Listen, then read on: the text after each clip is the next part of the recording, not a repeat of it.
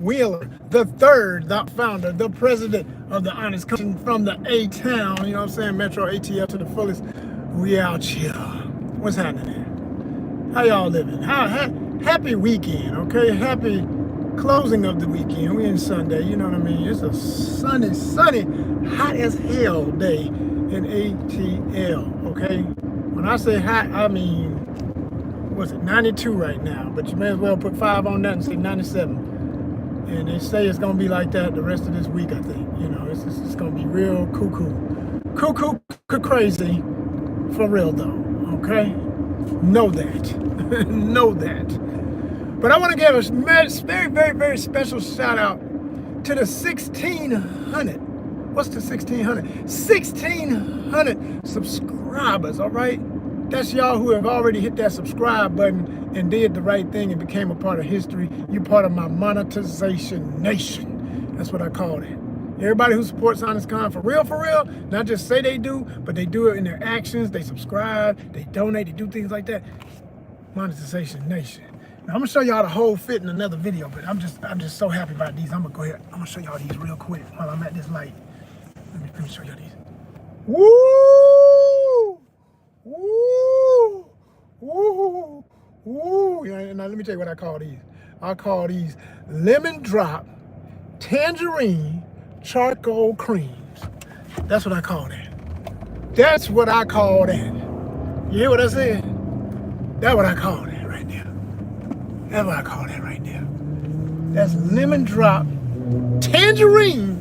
So you gotta think of food. Tangerine charcoal cream. yeah, and you see, boom,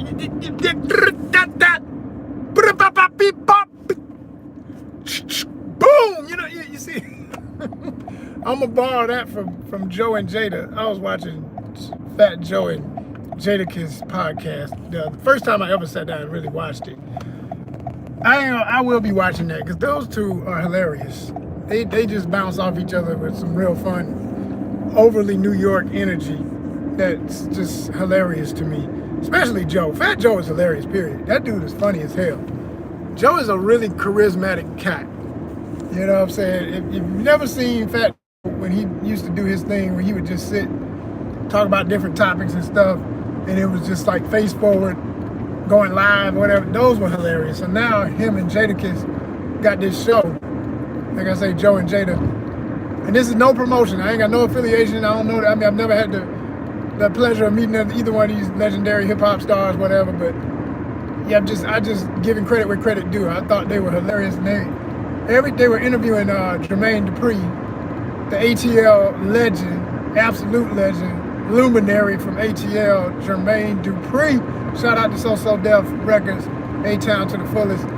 And hell of an interview. If you haven't seen that, that's a good one because it's historic. And the great thing about getting older as we are, everybody from our generations, and that's everybody that was on that show, you know, we got a lot of stories to tell, man. We got a lot of stuff we done all been through and lived through and seen and watched and continue to see the development of things and all that. So we can share a lot of information. So Jermaine was just dropping some heavy about all the different artists he had worked with over the years. Of course, he talked about Criss Cross. Of course, he talked about having worked with Michael Jackson. I mean, don't get no big, but like every time he would drop those names, and he just telling stories. He ain't trying to floss about, you know, his life, and then it's just, hey, this is the life he done lived. He can't talk about his life and it's gonna sound like, you know, super normal without famous people involved. I mean, the dude dated Janet Jackson. Hello, goddamn, you know, it's like the dude dated Janet Jackson. You know what I'm saying? So you can't not. And every time he would mention somebody like that, Jada had this thing. He'd do these gun sounds, like, you know, like lick a shot, like basically, you know, he got an arsenal. Like he got receipts. He got bullets. He got shots. He'd be like, pow, pow, pow. Boy, I was dying every time he'd do that, man. You gotta watch it to understand, and you gotta be hip hop minded to understand. Ain't nobody really talking about shooting nobody. It's the metaphor of discharging something powerful. Like as soon as I say something about what I've done and it's that major, it's something that incredible, it's bah! He was just, oh my God, he was killing me. Because he was like, yeah, so, I was at Quincy Jones' house. He was like, brrr. And then Joe was like, bah. He was like, bah. He's stupid as hell. But, oh, man, they had me cracking up. I watched that last night. It was pretty entertaining. I enjoyed it. I was not mad at it. And Jermaine, man, shout out to that brother for the things he's accomplished, because I thought I knew the whole story, but every time somebody really sits down and starts talking, if they know how to do a good interview, they're gonna give you more than you expected. You're gonna hear something you haven't known about their life, whatever. And he did that. He did some of the obvious, some stuff I had already heard before, but he went into even further detail, about how people thought and who he had been around and how they are and everything. Super cool interview, man. Really good. Again, that's Joe and Jada's, Fat Joe and Jadakiss. Yep, they got a podcast. Pretty good. Check them out. So yeah, I decided, man, I was like, I'm not gonna let this whole weekend slide by when the energy of the weekend is in the air and not participate, so to speak. Because one thing about Friday, Saturday, Sunday energy, it's like, for me in my situation, every day is a work day, one way or another, whether I'm doing what I'm doing right now, and this, and I always say, this is the work I love, so it ain't really, you never work a day in your life, they say, but it's still work, it's still, I wake up, I go through my numbers, I see where we at, I see that about to be 1,600 by the time I finish this live, because I always get 2 to 3 new subscribers every time I go live. Somebody hitting that button right now showing love. I see somebody put the thumbs up. That's a subscriber. Because only subscribers give love like that. The lames are the ones that just sit there and look at you, drool on themselves, fart in their chair, scratch their ass, and then swipe on. But the people who really rock with you, they're going to put the thumbs up. They're going to let you know, yo, man, I saw you. I like what you always do. I'm here. See, that's what I'm talking about. Now we got 2. And then that's what that's it right there. That's eye to eye. Now we eye to eye. There's 2 people watching. There's 2 thumbs up. That's the way it should always look. If there's 10 of y'all, it should be 10 on the thumbs up. That's respect. That's because you know the rule, right? We live by the real code, not the BS they told you. Okay? We live by the real code. The real code is respect first, then power, then money. I said respect first, then power, then money. In that exact order. When I add the in that exact order, that's my shout out to the late Prodigy from Mobb Deep, because he had a joint. I always give credit, man. I always give credit where credit is due. Okay? If I can remember it, or if it's in my head at the time, I'm not just too far in freestyle, I'm gonna drop the names, I'm gonna give the credits. I'm gonna give you the bibliography. Okay? But Prodigy from Mobb Deep, one of his last albums, if not his last album. I gotta check and see if that was his last album. But he had a song called Call of Duty with Jay Electronica. There's 3 people looking. It should be 3 thumbs up. What's up? And he said, respect, power, money in that exact order. That's it. That's the code. That's the function. That's the key. That ain't a secret, but you would think it is, because people want to reverse it and do it the other way. Right there. 3's up. Woo!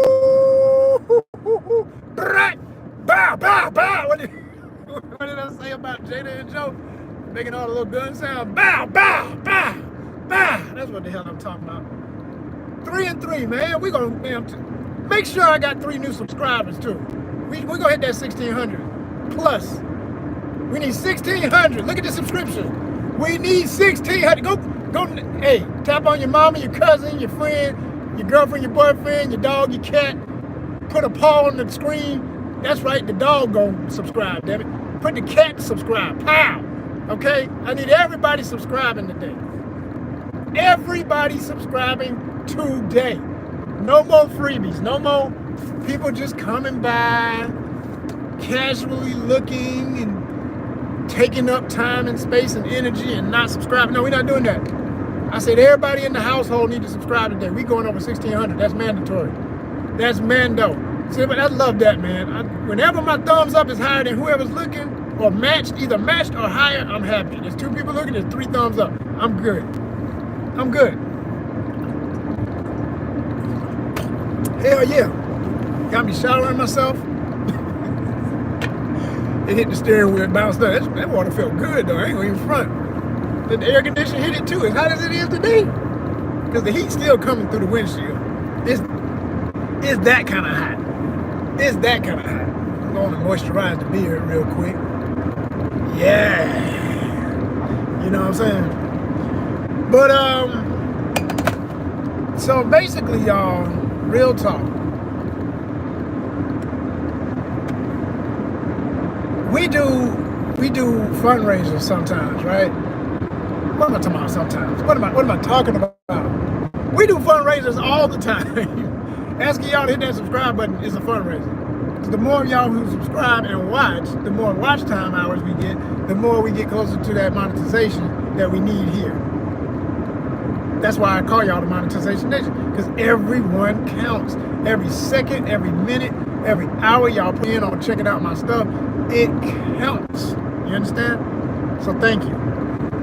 But I'm telling you, we're raising funds as always, every day, 24/7, 365. We need your donations, if you will. We are wanting to go, and we are going to go to Brazil. All right? Brazil's been on my dream list forever, since I was a kid, right? Shout out to Brazil. Obrigado. Bom dia, bom dia. I'm working on my Portuguese, okay? I'm working on my Portuguese. I'm working on it. And, you know, and I'm still tightening up my Spanish too. I'm always working on that too. The great thing about Brazil is even if you know a little bit of Spanish, even that can help you get by because they're so close that people still kind of know what you're saying when you're trying, you know? And everybody admires the one who tries. The one who don't give a damn, just come down there and just act like everybody's supposed to be speaking English, you ain't gonna do too good. You ain't gonna do good at all, actually. I know that from friends of mine who've been. And I mean every YouTuber I ever watched talking about going to Brazil, they say if you don't even try to learn a couple of phrases in Brazil, you're gonna be messed up. You gotta know some Portuguese. It's literally mandatory. It ain't like they're just a little bit. From what I've heard, they're less forgiving of not trying. Like just have a few words, like shit, you know, and then you'll be able to say, hey man, doors open, women grin at you. Next thing you know, you got a girlfriend. All kind of good stuff can happen when you put in the effort. Stop being a lazy ass, arrogant, you know, that ignorant type of American. Be the intelligent, intellectual American. Be the worldly American. You know what I mean? That's what we are. That's what we here for. We do that here. That's what we about. So we go to Brazil. Oh man, y'all heard how that came out? Just so smooth and confident, because it is. We're going to Brazil, and the aim is September, because that's my birthday. And I'm raising funds in many ways. Of course, I'm always working on a personal level. And then also on a personal level, but I'm even attributing that to ONYXCON. If anybody sees it via my talking about it from ONYXCON and decides to support, okay, great. But we are doing it via, I'm on Marketplace. I got a lot of stuff I'm selling. I mean, a lot of stuff I'm selling for the summertime. And I'm gonna keep selling. I've realized, I've learned in the last few years, I've always known this, but I just finally just said, enough is enough. Let me go ahead and live by what I know can work. Because I've sold stuff on Marketplace before, but it was mostly just, you know, a shirt here or there, like a hoodie. I remember I sold this hoodie one time because the size wasn't right. Because I knew I could get another one. It wasn't like I couldn't find another one like it. So I actually went and bought a whole nother one with the right size later. But I sold off the one that was a little too small for me.